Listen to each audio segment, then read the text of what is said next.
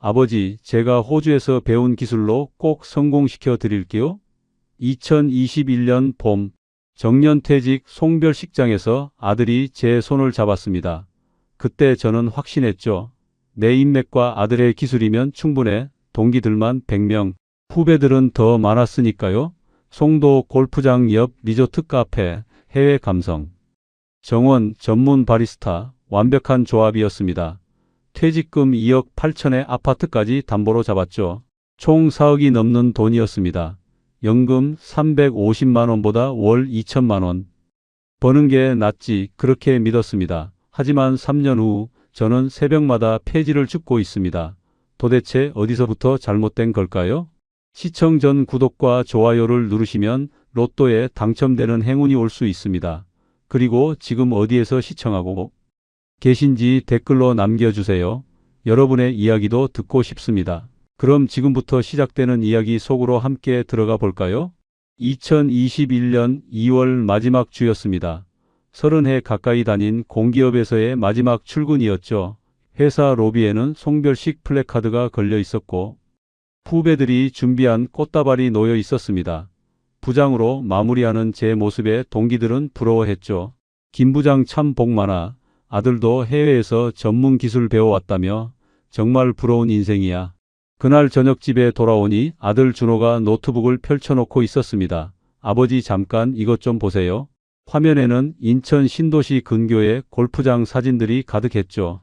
여기 골프장 근처에 리조트 느낌 카페를 차리면 어떨까요?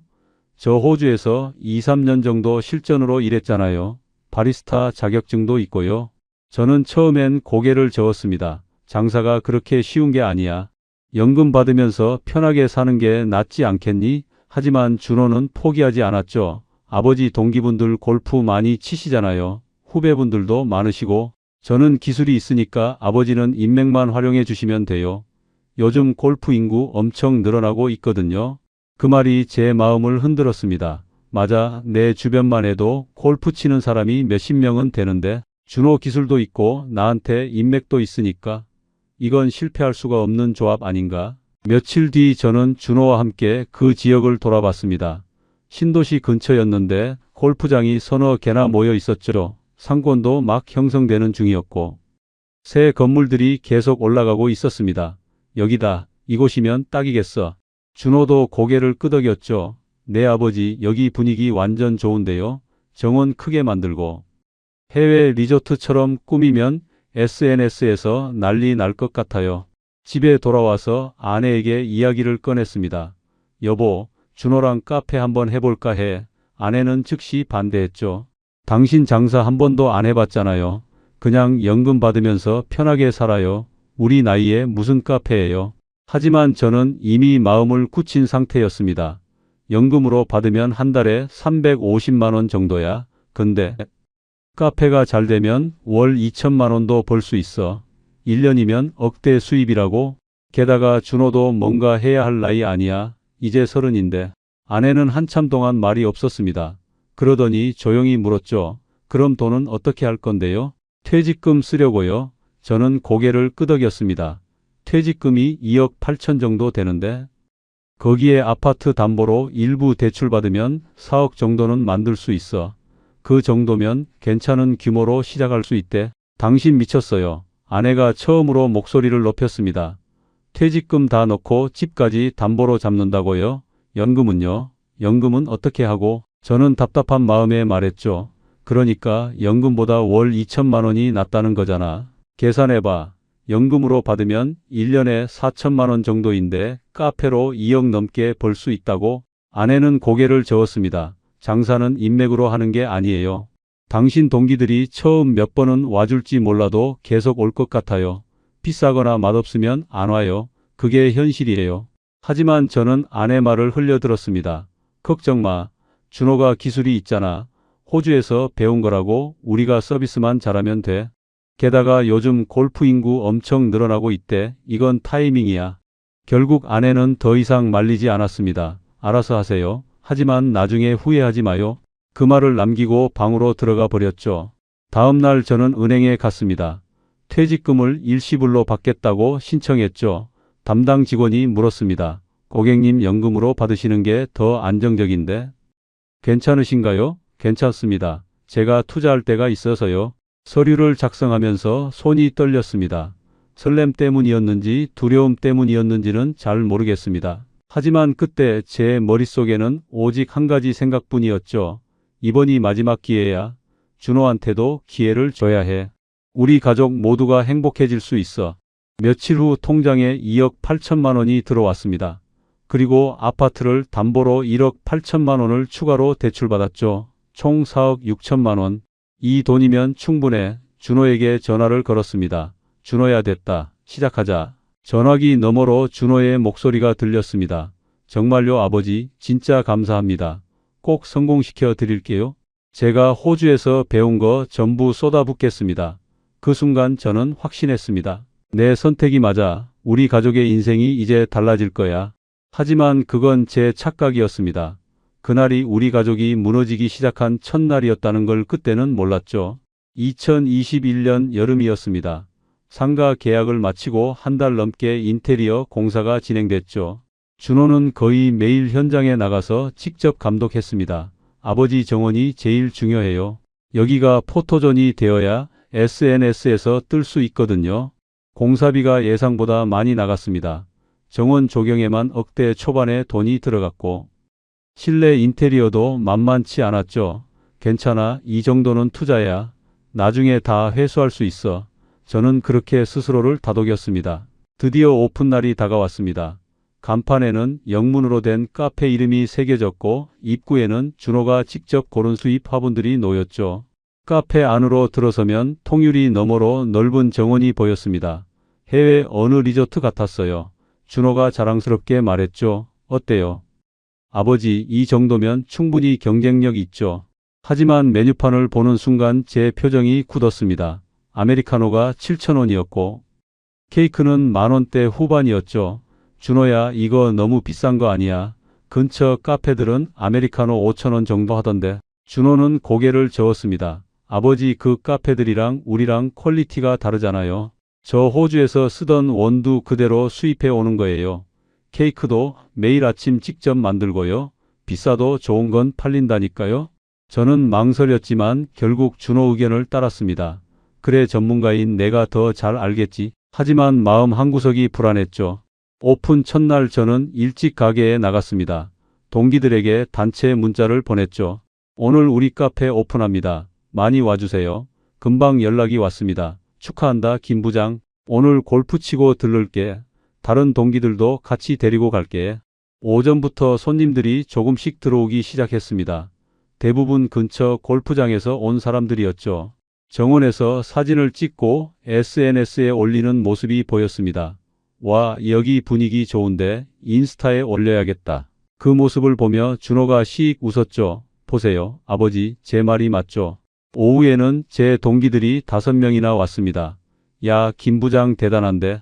이거 완전 고급지네. 카페 아니고 리조트 같아. 저는 뿌듯했죠. 그래, 이 정도면 성공한 거야. 하지만 커피를 주문하고 나서 동기들 표정이 미묘하게 변했습니다. 아메리카노 7,000원이라고? 진짜?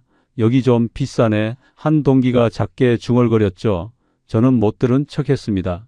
계산할 때 한 동기가 웃으면서 말했습니다. 김 부장, 우리 퇴직자들한테는 좀 깎아줘야 하는 거 아니야? 농담처럼 던진 말이었지만 묘하게 신경 쓰였습니다. 다음에 오면 서비스 많이 해줄게. 제가 대답하자 동기들은 웃으며 나갔죠. 첫 주는 그럭저럭 괜찮았습니다. 주말에는 손님이 꽤 많았고 SNS에도 후기가 올라오기 시작했죠. 송도 근교 숨은 카페, 정원 예쁨, 분위기 좋아요. 그런 글들이었습니다. 하지만 한 달쯤 지나자 아내가 조용히 말했습니다. 여보, 주변에 공실이 좀 많던데 괜찮아요? 제가 낮에 지나가다 봤는데 빈 가게가 여기저기 보이더라고요. 저도 사실 눈치채고 있었습니다. 우리 카페 바로 옆 가게가 비어 있었고 건너편 식당도 임대 현수막이 걸려 있었죠. 괜찮아. 우리랑은 상관없어. 우리는 콘셉트가 다르니까. 저는 그렇게 대답했지만 마음속으론 불안했습니다. 2달째 되던 어느 날 카운터에 앉아 장부를 정리하는데 한 젊은 손님이 친구와 수군거리는 소리가 들렸습니다. 여기 분위기는 좋은데 커피값이 너무 비싸. 다음엔 다른 데 가자. 그 말이 귓가에 꽂혔죠. 준호에게 조심스럽게 물었습니다. 준호야, 가격 좀 내릴까? 손님들이 비싸다고 하는 것 같아. 준호는 단호하게 고개를 저었죠. 안 돼요, 아버지. 가격 내리면 퀄리티 유지 못해요. 원두값이랑 재료비가 만만치 않거든요. 조금만 기다려 보세요. 입소문 나면 비싸도 올 거예요. 저는 더 이상 말하지 않았습니다. 그래, 전문가가 하자는 대로 해야지. 하지만 불안감은 점점 커져만 갔죠. 석 달째 되던 초가을이었습니다. 날씨가 선선해지면서 골프장에 사람들이 많아졌죠. 주말엔 웨이팅까지 생겼습니다. 평일에도 오후면 테이블 절반 이상이 찼고요. 보세요, 아버지, 계절만 맞으면 잘 되잖아요. 준호가 자신감 넘치게 말했습니다. 저도 다시 희망이 생겼죠. 그래, 여름이 비수기였던 거야. 가을이랑 봄만 잘하면 되는 거지. 매출 장부를 보니 한 달에 2천만 원 가까이 순이익이 나고 있었습니다. 이 정도면 괜찮아. 1년이면 2억 넘게 벌 수 있어. 하지만 그때 제가 미처 계산하지 못한 게 있었습니다. 여름과 겨울이 얼마나 긴지, 그리고 가을 성수기가 얼마나 짧은지를요. 그 사실을 깨닫게 되는 건 얼마 남지 않았습니다. 가을이 깊어지면서 카페는 완전히 달라졌습니다. 주차장엔 외제차들이 즐비했고 주말이면 자리를 잡기가 힘들 정도였죠. 골프 치고 오는 손님들로 오후 내내 북적였습니다. 어느 토요일 오후였습니다. 손님이 너무 많아서 준호와 제가 정신없이 움직였죠. 테이블 정리하고 주문받고 서빙하느라 정말 바빴습니다. 힘들었지만 행복했어요. 이게 장사가 잘 되는 느낌이구나. 저녁에 하루 매출을 정산하는데 눈이 휘둥그레졌습니다. 하루 매출이 500만 원을 넘었죠. 준호야, 이거 봐. 오늘 대박 났다. 준호도 신이 나서 말했습니다. 이제 시작이에요. 아버지, 요즘 SNS에서 난리예요. 송도 핫플레이스로 뜨고 있어요. 실제로 인스타그램에 우리 카페 사진이 계속 올라왔습니다. 정원에서 찍은 인증샷들, 커피와 케이크 사진들, 해시태그도 수백 개씩 달렸죠. 송도 카페 추천, 골프장 근처 맛집, 데이트 코스 추천, 보는 것만으로도 뿌듯했습니다. 한 달 정산을 해보니 순이익이 2천만 원이 넘었습니다. 이 정도면 1년에 2억 이상 벌 수 있잖아. 연금으로 받는 것보다 훨씬 낫네. 계산기를 두드리며 혼자 웃음이 났죠. 동기들에게 전화가 왔습니다. 야, 김 부장, 너 장사 대박 났다며? 소문 다 들었어. 부럽네. 진짜. 저는 겸손한 척하면서도 속으로는 우쭐했죠. 에이, 뭐 그 정도는 아니고 그냥 운이 좋았지. 하지만 표정은 감출 수 없었습니다. 어느 날 친한 동기 하나가 골프 치고 들렀습니다. 7명이나 함께 왔죠. 야, 김 부장, 여긴 진짜 분위기 죽이네. 근데 가격이 좀 세긴 하다. 하. 농담처럼 던진 말이었지만 저는 약간 찔렸습니다. 그래도 퀄리티가 있으니까 이해해줘. 호주산 원두 쓰고 케이크도 다 수제야. 동기는 웃으며 고개를 끄덕였죠. 알아. 그래도 우리 자주 올게. 수고해라. 하지만 그 동기는 그 이후로 한 번도 오지 않았습니다. 처음엔 몰랐죠. 바빠서 못 오는가 보다. 그렇게만 생각했습니다. 11월 들어서도 장사는 계속 잘 됐습니다. 날씨가 쌀쌀해졌지만 골프장은 여전히 붐볐고 저희 카페도 덩달아 손님이 많았죠. 준호야, 이 정도면 우리 완전히 자리 잡은 거 아니야. 내 아버지 이제 안정권이에요. 아내에게 자랑했습니다. 여보, 이번 달 순이익 2천만 원 넘었어. 1년이면 2억 넘게 버는 거야. 아내는 덤덤하게 반응했죠. 그래요. 다행이네요. 하지만 그 목소리엔 기쁨보다는 걱정이 섞여 있었습니다. 왜 그렇게 반응이 시큰둥해? 잘 되는데. 아내가 조용히 말했습니다. 지금이 골프 시즌이잖아요.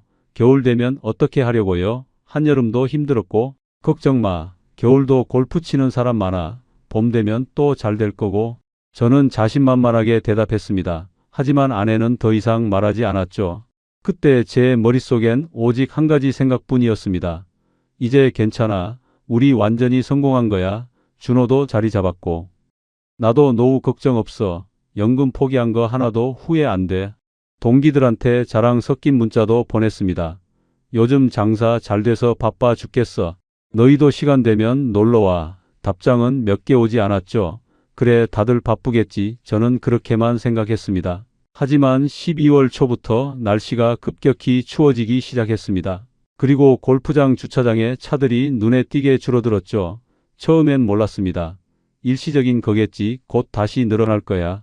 그게 제 마지막 착각이었습니다. 12월 중순을 넘어서자 손님이 확 줄었습니다. 평일엔 하루 종일 손님이 대여섯 팀밖에 안 왔죠. 주말도 예전 같지 않았습니다. 테이블 절반도 안 찰 때가 많았어요. 준호야, 이거 좀 이상한데 왜 이렇게 손님이 없지? 준호도 표정이 어두웠습니다. 겨울이라 그래요. 아버지, 날씨가 추워서 골프장에 사람이 없나 봐요. 조금만 기다려보면 나아질 거예요. 하지만 상황은 나아지지 않았습니다. 1월 들어서는 더 심해졌죠. 영하로 떨어진 날씨에 눈까지 내렸습니다. 골프장 주차장은 텅 비어 있었고 저희 카페도 하루 종일 손님 서너 팀이 전부였어요. 정원 관리비가 무섭게 나갔습니다. 겨울이라 난방비도 만만치 않았고 정원 관리하는데도 매달 수백만 원씩 들었죠. 눈 치우고 나무 관리하고 잔디 손보는데 돈이 계속 나갔습니다. 한 달 정산을 해보는데 손이 떨렸습니다. 매출은 절반 이하로 떨어졌는데 고정비는 그대로였죠. 임대료, 관리비, 인건비, 재료비, 정원 관리비까지 합치면 한 달에 1,000만 원이 훨씬 넘었습니다. 준호야, 이거 적자야. 이번 달 마이너스 400만 원 넘어. 준호도 당황한 표정이었죠. 일시적일 거예요. 아버지, 봄 되면 다시 좋아질 거예요. 지금 버티면 돼요. 2월도 마찬가지였습니다. 여전히 추웠고 손님은 없었죠. 적자가 계속 쌓였습니다. 2달 연속 수백만 원씩 마이너스였어요. 직원들이 하나둘 그만두기 시작했습니다. 사장님, 죄송한데 저 그만둘게요. 요즘 손님도 없고 팁도 안 나와서요. 어쩔 수 없었죠. 그래. 그럼 다음 달부터는 우리 둘이서 하자. 준호와 저 단둘이서 카페를 돌리기 시작했습니다. 3월 들어 날씨가 풀렸습니다. 이제 손님 늘겠지 기대했죠. 하지만 생각만큼 늘지 않았습니다. 작년 가을만큼은 아니었어요. 어느 날 주변을 둘러보는데 깜짝 놀랐습니다. 공실이 눈에 띄게 많아진 거예요. 우리 카페 옆 가게도 비었고 건너편 식당 2곳도 임대 현수막이 걸려 있었죠. 이 상권 자체가 죽어가고 있구나. 그제야 깨달았습니다. 4월 어느 날 오랜만에 동기 하나가 찾아왔습니다. 골프 치고 오는 길이라며 커피 한 잔 시켰죠. 야, 김 부장 요즘 장사 어때? 뭐 그냥 그렇지. 저는 괜찮은 척 했습니다. 동기가 주변을 둘러보며 말했습니다. 근데 진짜 여기 비싸더라. 우리 퇴직자들이 자주 오기엔 부담스러워. 농담처럼 했지만 뼈가 있었죠. 그리고 나가면서 한마디 더 던졌습니다. 이렇게 장사하면 안 되는데 가격 좀 내려봐. 그래야 우리도 자주 오지. 수고해라. 뒷모습을 보며 가슴이 답답했습니다. 준호에게 말했습니다. 준호야, 가격 좀 내릴까? 사람들이 너무 비싸다고 해. 준호는 단호했죠. 안 돼요. 아버지, 가격 내리면 원가가 안 나와요. 지금도 원두값이랑 재료비 때문에 마진이 빠듯한데. 그럼 재료를 좀 바꾸든지 아니면 메뉴를 줄이든지. 제 목소리가 높아졌습니다. 준호도 짜증을 냈죠. 그럼 퀄리티가 떨어지잖아요. 아버지가 입지를 잘못 잡은 거예요. 여기 주변에 사람이 없어요. 뭐라고? 내가 입지를 잘못 잡았다고? 내가 여기 하자고 했잖아. 두 사람 모두 목소리가 커졌습니다. 처음으로 부자가 크게 다투는 순간이었죠. 그때 아내가 조용히 말했습니다. 둘 다 그만해요. 지금 싸울 때가 아니잖아요. 저희는 그제야 입을 다물었습니다. 그날 밤 혼자 장부를 정리하는데 한숨만 나왔습니다. 겨울 석 달 동안 1,000만 원이 넘는 적자가 쌓였어요. 가을에 벌어둔 돈이 거의 다 날아갔죠. 괜찮아, 여름만 지나면 돼. 가을 되면 다시 잘 될 거야. 스스로를 다독였습니다. 하지만 마음 한구석은 불안했죠. 그리고 5월을 지나 6월이 되었습니다. 날씨가 더워지기 시작했어요. 그때까지만 해도 저는 몰랐습니다. 진짜 지옥은 여름부터라는 걸요. 6월 말 폭염이 시작됐습니다. 낮 기온이 30도를 훌쩍 넘었죠.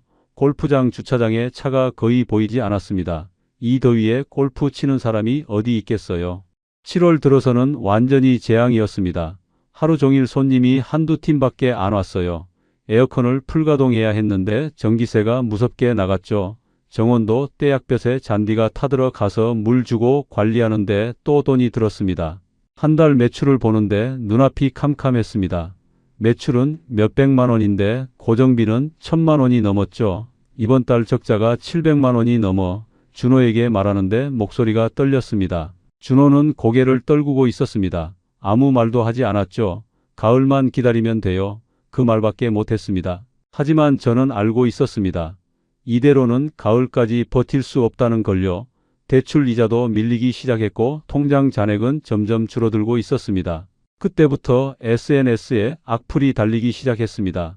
여기 비싸기만 하고 별로예요. 돈 버렸어요. 위생 상태도 그냥 그래요. 그런 글들이 하나둘 올라왔죠.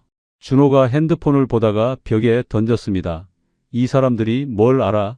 퀄리티도 모르면서. 저는 말릴 수도 없었습니다. 저도 마음이 무너지고 있었으니까요. 8월이 되었습니다. 여름은 끝날 기미가 보이지 않았고 통장 잔고는 바닥을 보이기 시작했습니다. 이러다간 가을까지 못 버티겠어. 그 생각이 머릿속을 떠나지 않았죠. 2022년 가을이 왔습니다. 작년 이맘때는 그렇게 손님이 많았는데 올해는 달랐죠. 9월이 되어도 손님이 예전만큼 늘지 않았습니다. 골프장 주차장을 보니 작년보다 차가 확연히 적었어요. 무슨 일이지? 준호에게 물었습니다. 요즘 골프 인구가 줄어들고 있대요. 코로나 때 늘었다가 다시 빠지는 사람들이 많다고 들었어요. 그 말을 듣는 순간 등골이 서늘했습니다. 우리가 믿었던 골프 붐이 꺾이고 있다는 거잖아. 아니야, 일시적일 거야. 스스로를 달랬지만 불안감은 커져만 갔죠. 10월 들어서도 상황은 나아지지 않았습니다. 주말에도 테이블이 반 정도밖에 안 찼어요. 작년 같으면 웨이팅까지 있었는데 올해는 한산했죠. 더 큰 문제는 주변 상가였습니다. 우리 카페 양옆 가게가 모두 비었어요. 건너편 식당 3곳도 임대 현수막만 바람에 펄럭이고 있었죠. 지나가는 사람들조차 거의 없었습니다. 어느 날 부동산에 전화를 걸어봤습니다. 사장님, 요즘 이 상권이 왜 이렇게 죽었어요? 부동산 사장은 한숨을 쉬며 말했죠.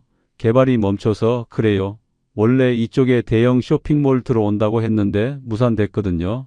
그러면서 유동 인구가 확 줄었어요. 머리를 한 대 맞은 기분이었습니다. 우리가 믿었던 황금 입지가 사실은 유령 상권이 되어가고 있었던 거죠. 준호야, 이거 큰일인데. 이 상권 자체가 죽어가고 있어. 준호도 창밖을 보며 말했습니다.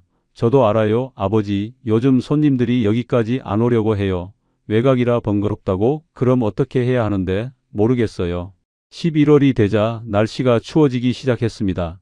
작년처럼 또 겨울이 오는구나. 벌써부터 두려웠죠. 손님은 더 줄었고 정원은 을씨년스러워졌습니다. 한 달 정산을 해보니 적자가 600만 원이 넘었습니다. 가을인데도 이 정도야. 겨울 되면 어떻게 하지? 밤새 잠을 이룰 수가 없었죠. 12월 들어서는 완전히 얼어붙었습니다. 눈이 내리면 우리 카페까지 오는 길이 막혔어요. 제설 작업도 제대로 안 되는 외곽이었으니까요. 하루 종일 손님이 한 팀도 안 올 때가 많았습니다. 어느 날 아내가 조용히 말했습니다. 여보, 이제 그만하는 게 어때요? 이러다간 빚만 더 늘어요. 저는 고개를 저었죠. 조금만 더 버티면 돼. 봄 되면 나아질 거야. 하지만 아내는 단호했습니다. 작년에도 그렇게 말했잖아요. 봄 와도 여름 오면 또 지옥이에요. 겨울 버티면 또 여름 와요. 이게 반복될 뿐이에요. 그 말이 가슴에 박혔습니다. 아내 말이 맞았어요. 우리는 계절 장사에 갇혀 있었던 거죠. 봄, 가을 두세 달을 벌어서 여름, 겨울 손실을 메우는 구조, 그게 가능할 리 없었습니다. 2023년 1월이었습니다. 새해가 왔지만 희망은 보이지 않았죠. 통장 잔고는 바닥이 났고 대출 이자는 석 달째 밀리고 있었습니다. 은행에서 전화가 왔습니다. 고객님, 연체가 계속되고 있는데 상환 계획이 어떻게 되시나요? 죄송합니다. 조금만 기다려주세요. 곧 갚을게요. 그 말밖에 할 수 없었죠. 2월 어느 날 카페에 앉아 창밖을 보고 있는데 눈물이 났습니다. 주변은 텅 비어 있었고 우리 카페만 덩그러니 불을 켜고 있었죠. 손님은 없고 시간만 가고 이게 뭐하는 짓인가 싶었습니다. 준호가 말없이 옆에 앉았습니다. 둘 다 아무 말도 하지 않았죠. 할 말이 없었습니다. 3월이 되자 SNS에 악플이 본격적으로 쌓이기 시작했습니다. 처음엔 한두 개였는데 점점 늘어났죠. 여기 완전 비싸요. 가성비 최악. 두 번 안 갈 듯. 분위기만 좋고 커피는 그냥 그래요. 위생도 별로던데. 준호가 핸드폰을 보다가 소리쳤습니다. 이 사람들이 뭘 알아. 제대로 된 커피도 구분 못하면서. 저는 말렸죠. 그냥 놔둬. 답글 달면 더 안 좋아. 하지만 악플은 계속 늘어났습니다. 그리고 동네에도 소문이 돌기 시작했어요. 어느 날 우연히 지나가다 들었습니다. 저기 카페 비싸서 한 번만 가봤어. 다시는 안 갈 듯. 두 젊은 여자가 우리 카페를 가리키며 하는 말이었죠. 가슴이 철렁했습니다. 이미 이 동네에서 우리 이미지가 망가진 거야. 준호에게 다시 말했습니다. 준호야, 정말 가격 좀 내려야 할 것 같아. 이러다간 손님이 아예 안 와. 준호가 신경질적으로 대답했죠. 그럼 어쩌라고요? 가격 내리면 원가도 안 나온다니까요. 지금 원두값이랑 재료비가 얼만데. 그럼 재료를 바꾸든지 다른 방법을 찾든지. 안 돼요. 그럼 저희 정체성이 없어지잖아요. 준호 목소리가 높아졌습니다. 저는 참지 못하고 소리쳤죠. 정체성이고 뭐고 간에 망하면 다 소용없어. 지금 빚이 얼만데. 그럼 아버지가 입지를 잘 잡았어야죠. 준호가 쏘아 붙였습니다. 여기 주변 봐요. 유령 도시 다 됐잖아요. 아버지가 제대로 알아보고 계약했어야죠. 뭐라고? 내가 여기 하자고 했잖아. 골프장 옆이 좋다며 그랬잖아. 제 목소리도 커졌습니다. 그래도 최종 결정은 아버지가 한 거잖아요. 저는 아이디어만 낸 거고. 둘 다 얼굴이 붉어졌습니다. 서로를 노려보며 말을 주고받았죠. 처음으로 아버지와 아들이 완전히 적이 된 순간이었습니다. 그때 아내가 들어왔습니다. 뭐 하는 거예요, 둘이? 손님들 다 듣겠어요. 저희는 그제야 주변을 둘러봤죠. 테이블에 앉은 손님 두 팀이 불편한 표정으로 우리를 보고 있었습니다. 밖으로 나갔습니다. 준호도 따라 나왔죠. 잠시 침묵이 흘렀습니다. 그리고 준호가 먼저 입을 열었어요. 아버지, 저 이거 못하겠어요. 계속 이러다간 저 진짜 미칠 것 같아요. 그럼 어떻게 하자는 거야? 접자는 거예요. 더 버티면 빚만 더 늘어요. 지금이라도 정리해야 해요. 저는 할 말이 없었습니다. 마음속으로는 저도 알고 있었으니까요. 이미 끝났다는 걸. 하지만 인정하고 싶지 않았죠. 집에 돌아와 아내에게 말했습니다. 준호가 그만하자고 해. 아내는 놀라지도 않았어요. 그럴 줄 알았어요. 당신도 알잖아요. 이미 끝났다는 거. 그날 밤 셋이서 마주 앉았습니다. 아무도 먼저 말을 꺼내지 않았죠. 한참 만에 제가 입을 열었습니다. 그래, 접자. 더 이상은 못 버티겠다. 준호는 고개를 숙였고 아내는 한숨만 쉬었습니다. 그리고 아내가 조용히 말했죠. 저 당분간 시골 내려가 있을게요. 언니 집에. 여기 있으면 너무 힘들어요. 여보, 제가 붙잡으려 했지만 아내는 고개를 저었습니다. 정리되면 연락해요. 그때 가서 다시 생각해봐요. 그 말을 남기고 아내는 방으로 들어갔죠. 준호도 자기 방으로 들어갔습니다. 거실에 혼자 남은 저는 천장만 바라보고 있었어요. 모든 게 무너지고 있었습니다. 다음 날부터 폐업 절차를 알아보기 시작했습니다. 부동산에 전화하고 본사에도 연락했죠. 위약금이며 장비 처분이며 복잡한 일들이 산더미처럼 쌓였습니다. 한 달쯤 지나 폐업 공고를 붙였습니다. 카페 입구에 작은 종이 한 장, 사정상 영업을 종료합니다. 그 짧은 문장이 전부였죠. 마지막 날 카페 문을 잠그는데 눈물이 났습니다. 2년간의 꿈이 이렇게 끝나는구나. 준호는 차 안에서 기다리고 있었고 저는 혼자 서서 카페를 바라봤습니다. 그리고 돌아섰습니다. 뒤돌아보지 않았죠. 볼 수가 없었습니다. 폐업 정리는 생각보다 더 참혹했습니다. 장비를 팔려고 해도 헐값밖에 안 됐죠. 새 거 살 때는 수천만 원 했던 커피 머신이 몇백만 원에 넘어갔습니다. 테이블이며 의자며 모두 팔아도 투자금의 10분의 1도 못 건졌어요. 가장 큰 문제는 보증금이었습니다. 임대인이 일부만 돌려주겠다고 했죠. 정원 복구 비용이며 원상 복구 비용을 떼고 나니 반도 못 받았습니다. 당신들이 망가뜨려 놓고 가는데 당연한 거 아니에요. 임대인의 차가운 목소리가 아직도 귓가에 맴돕니다. 그리고 은행에서 최후 통첩이 왔습니다. 고객님, 더 이상 연체를 받아들일 수 없습니다. 담보 아파트 처분 절차에 들어가겠습니다. 전화를 끊고 멍하니 앉아 있었죠. 준호에게 말했습니다. 집을 팔아야 할 것 같아. 준호는 아무 대답도 하지 않았어요. 그저 고개만 끄덕였죠. 20년 넘게 살던 아파트를 내놓았습니다. 급매로 나가다 보니 시세보다 낮게 팔렸죠. 그 돈으로 대출을 갚고 나니 손에 남은 건 얼마 되지 않았습니다. 아내가 짐을 싸고 있었습니다. 여보 어디 가는 거야? 아내는 말없이 짐만 쌌죠. 한참 만에 입을 열었습니다. 언니 집에 내려가 있을게요. 시골에 정리되면 연락해요. 언제 돌아올 건데 모르겠어요. 일단 떨어져 있어야 할 것 같아요. 더 이상은 함께 무너지고 싶지 않아요. 그 말이 가슴을 찔렀습니다. 아내도 한계에 다다른 거였죠. 미안해. 내가 잘못했어. 저는 고개를 숙였습니다. 아내가 문 앞에서 돌아봤습니다. 당신 말 안 듣는다고 했잖아요. 처음부터 연금 받자고 했잖아요. 근데 당신은 한 번도 내 말을 들어준 적이 없어요. 그 말을 남기고 나가버렸습니다. 며칠 후 준호도 짐을 쌌습니다. 어디 가는 거야? 호주 다시 가보려고요. 거기서 일자리라도 알아봐야죠. 여기 있으면 아무것도 할 수 없을 것 같아요. 준호야 미안하다. 아버지가 잘못 판단해서. 준호는 고개를 저었죠. 아니에요. 저도 잘못했어요. 제가 너무 고집부렸어요. 가격도 너무 높게 받았고 둘 다 잘못이 있었습니다. 하지만 그걸 인정하기엔 너무 늦었죠. 준호가 나가고 집은 텅 비었습니다. 아파트가 팔리고 저는 혼자 남았어요. 새로 구한 곳은 반지하 월세였습니다. 보증금 500에 월세 40만 원, 겨우 얻을 수 있는 곳이었죠.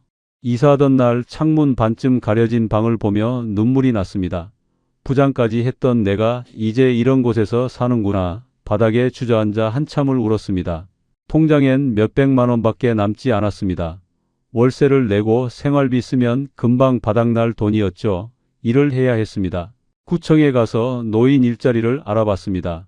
경비나 주차 관리 같은 자리가 있었지만 할 수 없었어요. 사람들을 마주해야 하는 일은 도저히 엄두가 나지 않았습니다. 혹시 옛날 동기나 후배를 만나면 어떡하지? 제 망가진 모습을 보여줄 자신이 없었죠. 그보다 더 큰 이유는 제 자신이 너무 부끄러웠기 때문입니다. 사람들 앞에 서는 것 자체가 두려워졌어요. 결국 선택한 게 폐지 줍기였습니다.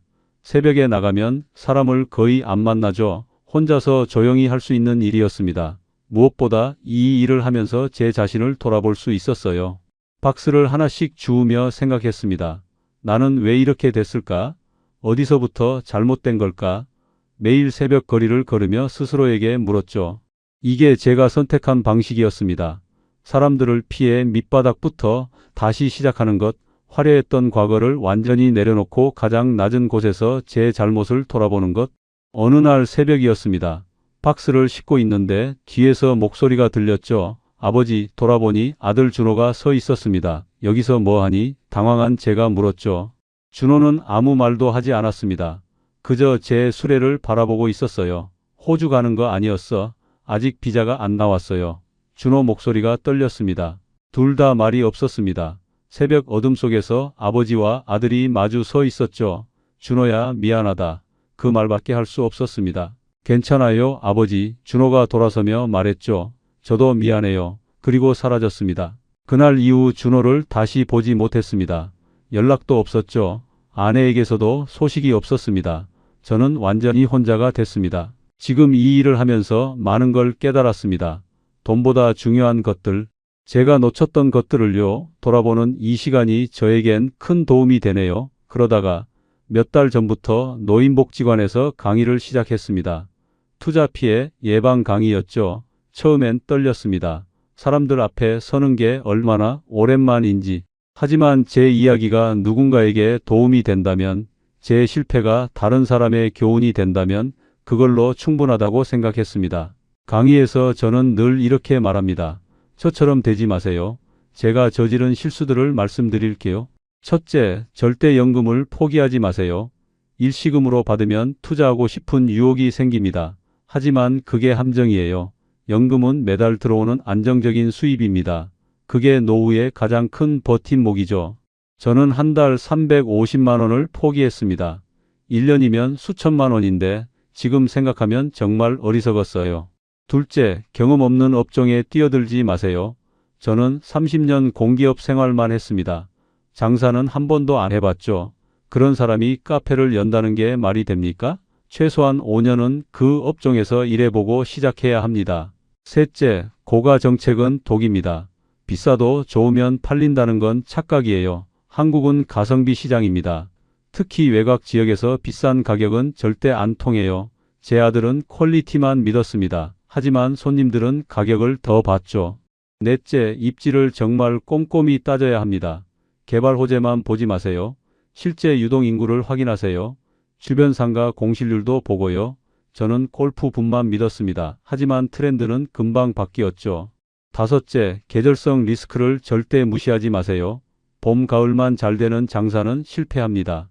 여름, 겨울을 버틸 수 없어요. 1년 12달 골고루 매출이 나와야 합니다. 저는 가을석 달 벌어서 나머지 9달을 버티려 했죠. 불가능했습니다. 여섯째, 가장 중요한 것, 아내 말을 들으세요. 여자의 직감은 과학입니다. 제 아내는 처음부터 반대했어요. 하지만 저는 무시했죠. 부장까지 했다는 자만심 때문에 결국 아내 말이 다 맞았습니다. 강의를 마치면 어르신들이 다가와 말합니다. 선생님 이야기 들으니 정신이 번쩍 드네요. 우리 아들이 사업하자는데 말릴 수 있겠어요. 그 말을 들을 때마다 보람을 느낍니다. 제 실패가 헛되지 않았구나. 누군가에게는 도움이 되는구나. 그 생각에 위로가 됩니다. 요즘도 새벽이면 폐지를 줍습니다. 사람들을 피해 조용히 저만의 시간을 갖죠.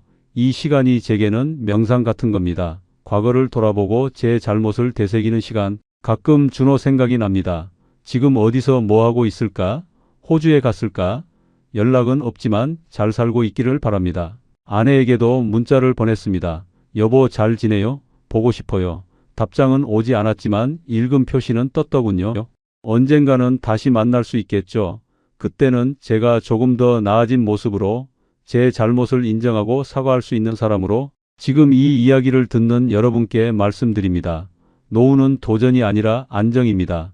연금이 최고예요. 자식을 위한 투자도 좋지만 내 노후가 먼저입니다. 그리고 무엇보다 가족의 말을 들으세요. 특히 배우자의 말을요. 제가 아내 말만 들었어도 지금 이렇게 살지 않았을 겁니다. 저의 뼈저린 후회가 여러분께는 교훈이 되길 바랍니다. 감사합니다. 우리의 이 사연이 마음에 남았다면 좋아요를 눌러주세요. 그리고 소중한 사람들과 함께 이 이야기를 나눠주시길 바랍니다. 여러분의 한마디가 누군가에겐 큰 위로가 될 수 있습니다. 영상이 마음에 드셨다면 구독과 좋아요, 응원 부탁드립니다. 감사합니다.